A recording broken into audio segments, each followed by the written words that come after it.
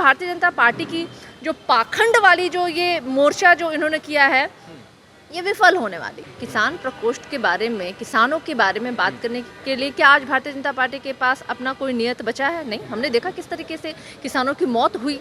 क्या आप युवाओं के विषय पे बात करने लायक हैं? खाना मत खाइए आप, हमारे यहाँ आकर आपको खाने की आवश्यकता नहीं, हमें अधिकार देने की आवश्यकता है। और अभी जो भारतीय जनता पार्टी वो तैयारी कर रही है, वो जदयू को समाप्त करने की तैयारी कर रही है, यानी अपने सहभागी को निगलने की तैयारी कर रही है। कहते हैं ना, रहमो करम पे नीतीश जी के चल रहे थे इतने दिनों तक, लेकिन अब वाकई में उनका कोई अस्तित्व बचा नहीं। बिहार विधानसभा चुनाव से पहले जहां एक तरफ बीजेपी ये दावा कर रही है कि 200 से अधिक सीटों पर उनकी तैयारी पूरी हो चुकी है, वहीं दूसरी तरफ आरसीपी सिंह के काफिले में जो नारे लगे कि बिहार का मुख्यमंत्री कैसा हो, आरसीपी सिंह जैसा हो, उसके बाद अब जेडीयू की तरफ से प्रतिक्रियाएं आने लगी हैं। आरसीपी सिंह को जेडीयू का नेता मानने से भी बिहार सरकार में मंत्री जेडीयू के कद्दावर नेता संजय झा ने इनकार कर दिया है। हमारे साथ बातचीत करने के लिए सारिका पासवान जी हैं। सारिका पासवान जी, कैसे देख रही हैं बीजेपी के तमाम वरिष्ठ नेता अब राजधानी पटना पहुंच रहे हैं, 200 विधानसभा क्षेत्र में जा रहे हैं, प्रवास कर रहे हैं, लोगों से जुड़ रहे हैं? देखिए, सबसे पहले तो इनका ये दौरा बहुत ही संदेह के घेरे में है कि मात्र उन्होंने 200 विधानसभा को ही चुना। भाई पूरे के पूरे 43 उन्होंने किसके लिए छोड़ दिया है? आप समझ रहे हैं ना, उनका इशारा क्या है, चाहत क्या है, उनकी नेक नियति में कितना खोट है, वो तो साफ दिख रहा है, स्पष्ट। और आपने अपने तकरीबन 7 ऐसे मोर्चों को आपने बिहार में तमाम ऐसे क्षेत्रों में छोड़ा है। कौन मोर्चे हैं? किसान प्रकोष्ठ।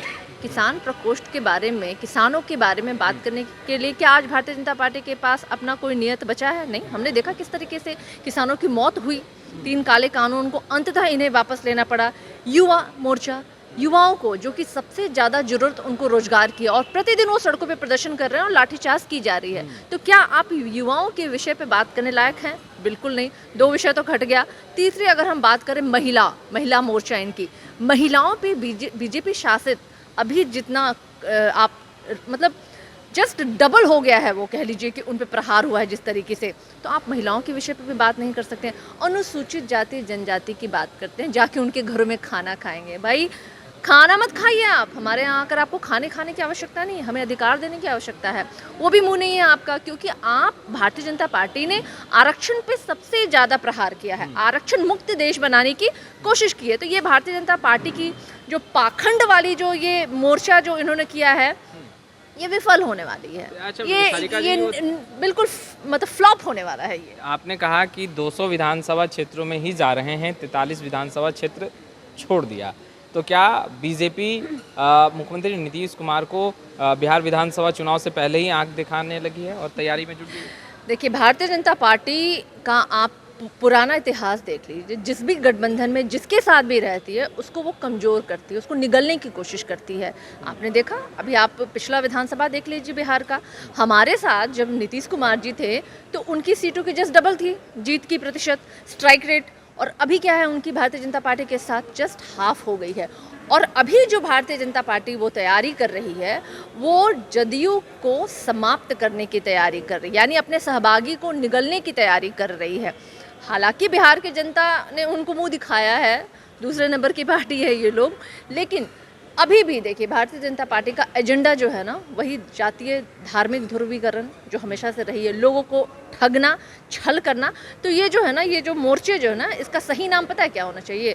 पाखंड और ठगने वाला मोर्चा है ये, जो भारतीय जनता पार्टी ने पूरे बिहार में फैलाकर लोगों को ठगने के लिए, बेवकूफ़ बनाने के लिए मोर्चा इन्होंने शुरुआत की है। अच्छा, आरसीपी सिंह के बिहार दौरे पर जब आरसीपी सिंह आए थे, चाहे हम बात करें गया की, चाहे आरसीपी सिंह जहां कहीं भी जा रहे हैं, जो नारे लग रहे हैं कि बिहार का मुख्यमंत्री कैसा हो, आरसीपी सिंह जैसा हो। अब तो जेडीयू के कद्दावर नेता संजय झा, जो बिहार सरकार में मंत्री में हैं, उन्होंने कह दिया है कि जेडीयू के वो नेता नहीं हैं। कैसे देख रहे हैं, क्या अब बगावत जेडीयू में उसकी शुरुआत हो चुकी है?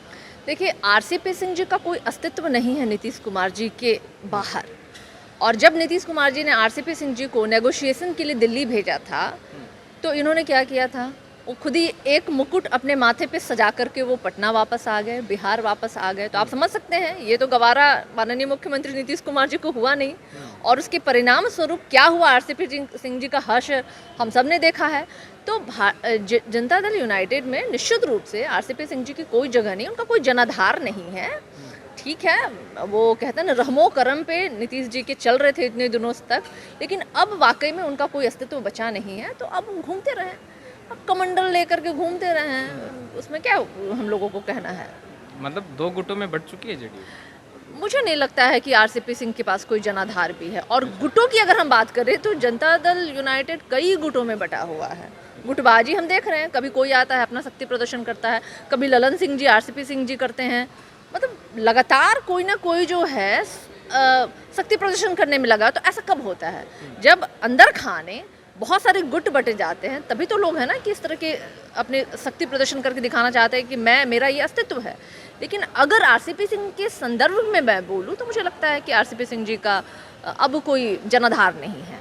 तो आपने सुना, मुख्यमंत्री नीतीश कुमार जेडीयू के चेहरा हैं और आरसीपी सिंह का अपना कोई जनाधार नहीं है। खैर, लाइव सिटीज़ के साथ बने रहे, आपका बहुत बहुत शुक्रिया।